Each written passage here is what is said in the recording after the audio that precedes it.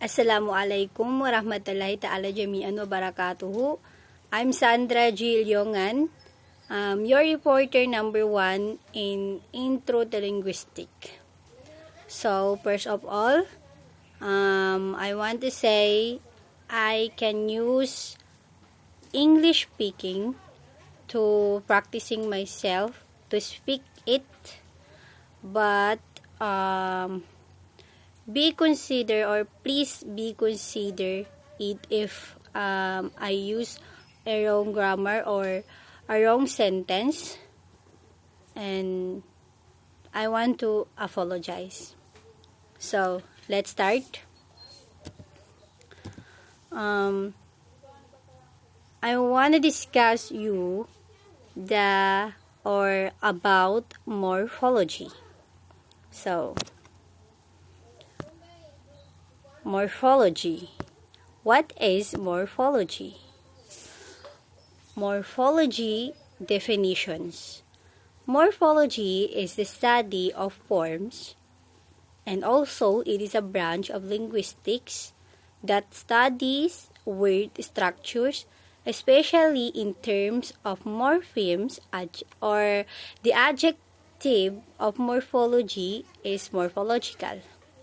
And the other definition of morphology is the study and description of word formation as inflection, derivation, and compounding language.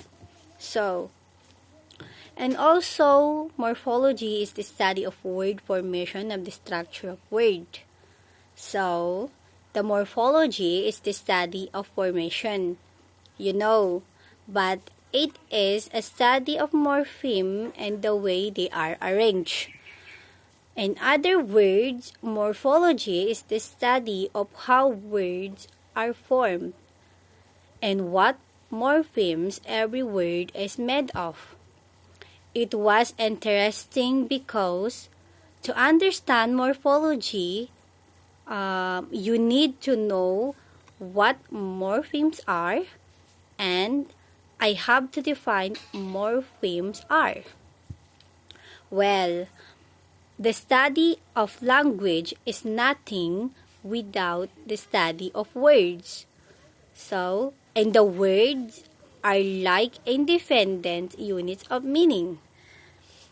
When we write, we put spaces between that.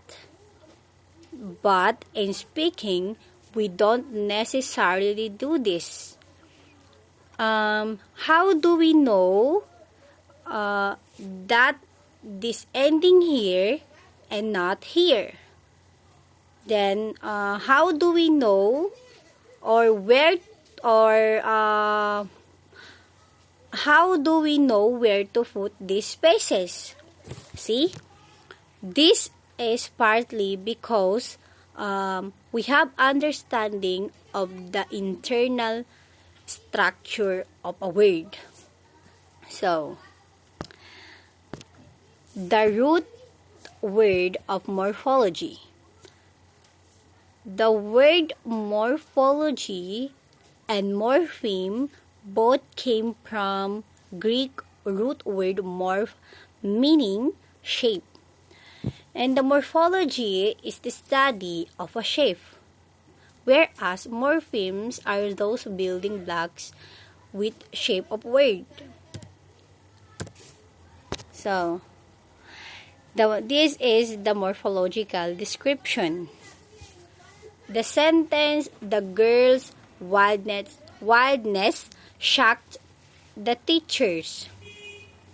As we can see, all of the inflectional attaches into a noun, while the derivational is attaches into a verb.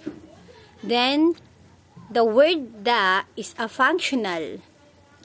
So, what the difference between inflectional morpheme and derivational morpheme? Inflectional morpheme never change the grammatical category of a word. So, it is never change the category of word or grammatical category of word. Example is old or the word old. Old is an adjective. If you're going to older, it is also an adjective. So, it is never change the grammatical category of a word. While the derivational morpheme can change the grammatical category of a word, it means it is going to change the grammatical category of a word. Example, teach. Teach is a verb. So, if you added er into a verb or into a word teach, or if you added er into the last part of word, it is going to a teacher. So now, teach is a verb and teacher is a noun. So, it can be changed the grammatical category of a word. Then, let's proceed to a morpheme. Morpheme is a minimal unit of meaning or grammatical function or grammatical function. So, what is morphology and morpheme? We know that the morpheme is a minimal unit of meaning or grammatical function. So, morphology is the study of words and their parts. While the morphemes, it is like a prefixes, suffixes, and base words are defined as the smallest meaningful units of meaning. Morphemes are important for phonics in both reading and spelling, as well as in vocabulary and comprehension. It is meaningful linguistic unit consisting of a word such as man, or a word element such as ed in a word walked, that cannot be divided into a smaller meaningful parts. It is a smallest morphological unit that cannot be divided into a smallest or smaller part. In English, words like talks, talker, talked, talking must consist of one element talked. The one element talked, if you added a number of other elements such as s, er, ed, and ing, it is a talks, talker, talked, talking. It is a morpheme. So, example, reopened. The one element is opened, but if we added a number of other elements, re and d, or ed, if you're going to a three morphemes, the reopened is a three morphemes because of number of other elements that we attaches into a word morpheme, or into a word open rather. A minimal unit of meaning, or again, minimal unit of meaning, the minimal unit of grammatical function is indicate a past tense because of morpheme that we attaches or we attach. So, the word tour, if you added ist, it is a marking of personal who does. Tourist. Tour is that is a word of verb. Then tourist is a person. Tourist. But if we going to, or if added an s, it is indicate a plural. So, let's see the diagram of morphemes. Morphemes have two types. It is a free morphemes and bound morpheme. Then free morphemes have a subtypes. Number 1 is a lexical and functional, while the bound morphemes have a two types also. It is a derivational and inflectional. The types of morphemes is free morpheme and bound morphemes. So, let's proceed to a free morphemes. Free morphemes are morphemes that can stand by themselves as a single word. It means morphemes it can be stand by into a single word, are those which can stand alone as word of a language. And free morphemes are those that can stand alone as words. They may be lexical morphemes. It is serve, press, or grammatical or functional morphemes, at and end. In English, free morphemes can be identified as the set of separate words from such as basic noun, adjective, and verb, and etc. Example, care, teach, help. That is a free morpheme or a verb.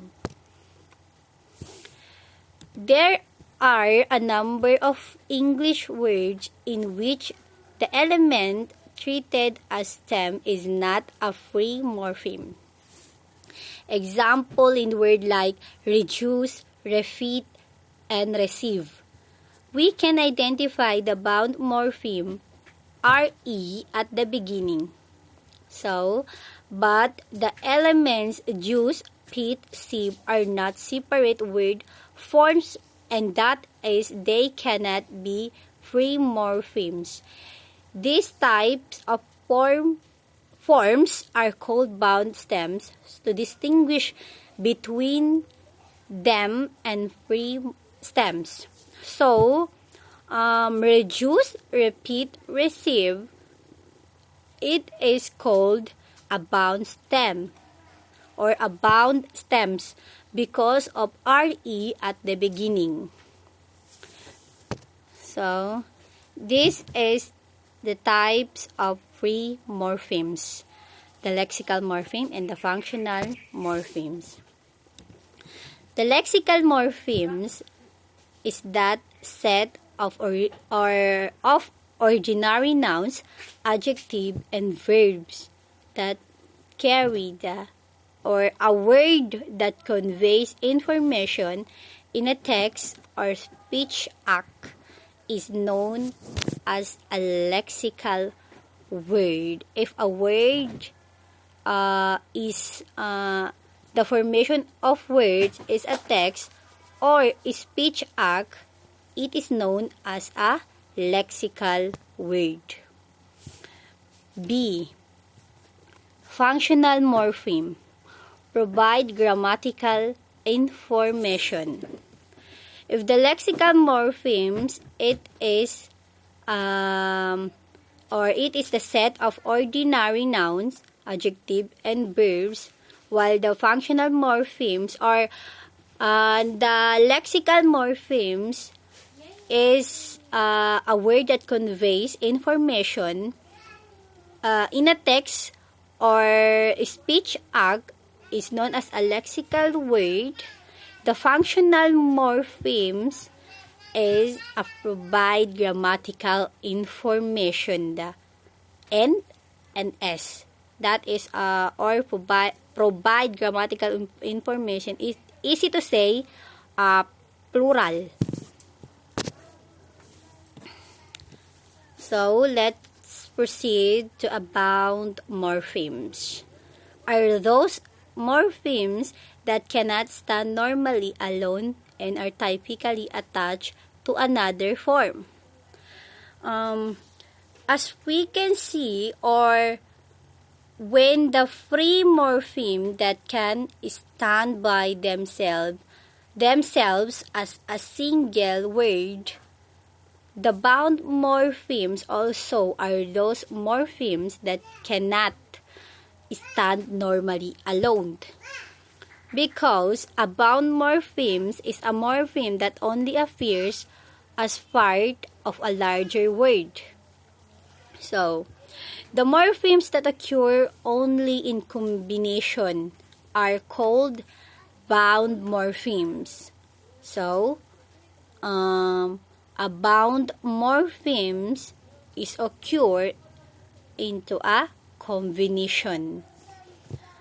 Example, ed, s, ing.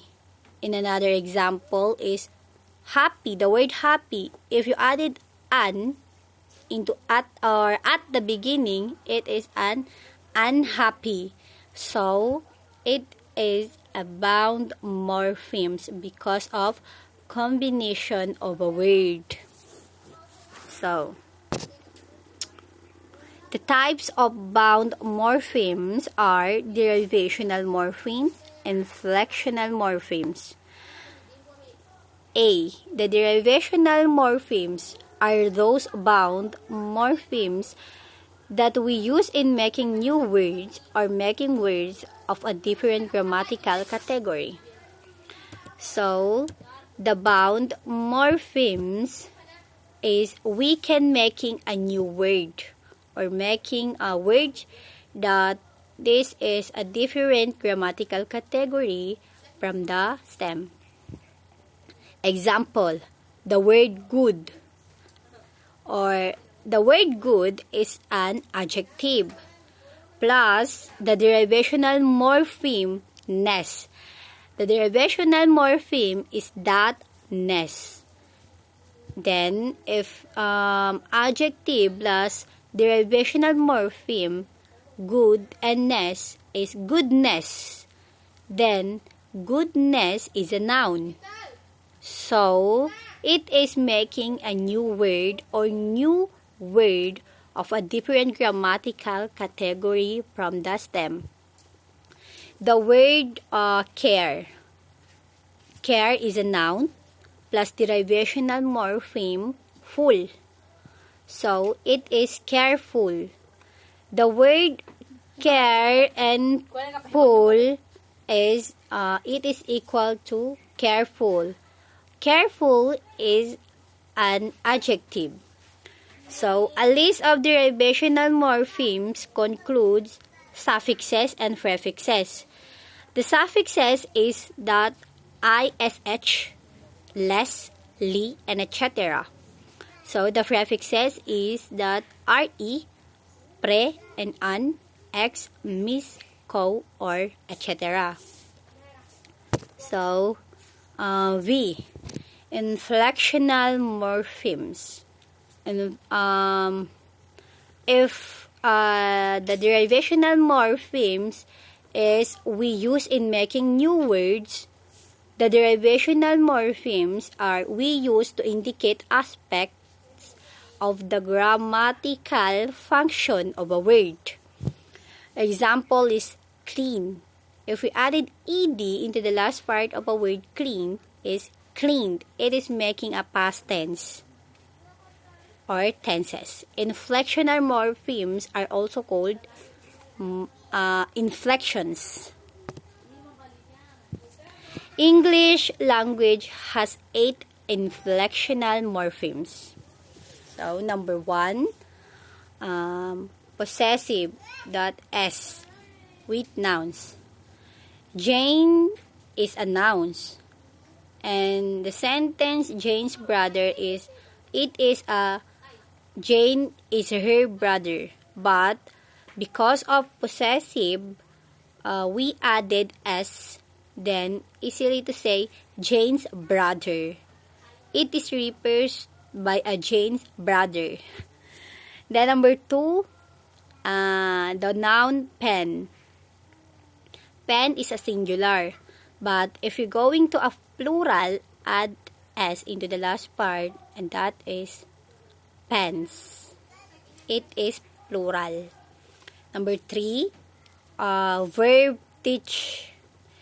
If you're going to present participle, then add ing into the last, then it is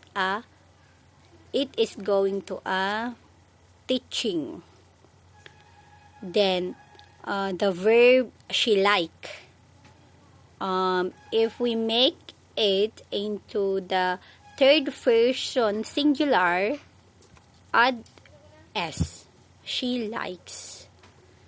Then the word or the verb play. If you're going it into the past tense, add ed. Played. Played. Then the verb forgot. If you're going it into a past participle, add en. For or forgotten. The word or the adjectives happy.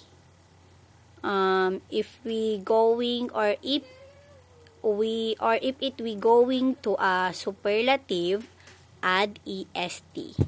Happiest. Then happy also, if we're going to comparative, add er, the happier. And that's all for my wrong grammatical words, for my wrong sentence word. I want to apologize, but at least I wanna try to speak English. Then that's all for today. That's all my topic. Then Assalamualaikum warahmatullahi ta'ala wabarakatuh.